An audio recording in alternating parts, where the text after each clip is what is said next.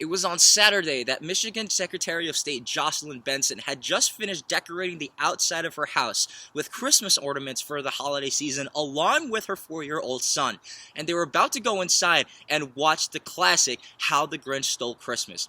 But it was before the Christmas classic began that Benson began to hear obscenities and violent threats from right outside of her window. Dozens of people gathered outside of Secretary Benson's home over the weekend in lieu of the presidential election results. This all happened around 9:50 p.m. local time, where police responded to a public disturbance call towards Secretary Benson's home. The public quickly dispersed shortly after the police arrived to the scene, and a local police chief believes that some of these protesters were armed.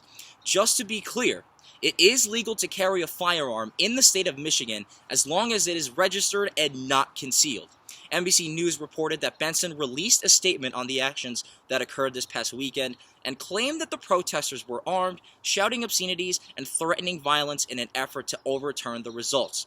The Michigan election results did see President-elect Joe Biden defeat the incumbent President Donald Trump by some 150,000 votes, according to multiple projections.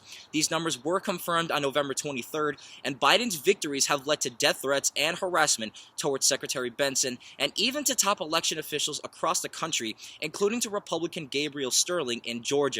Sterling called on President Trump to condemn the threats and to stop his claims of baseless voter fraud, but Trump returned to Georgia on Saturday and reiterated that he is continuing his fight against these assertions.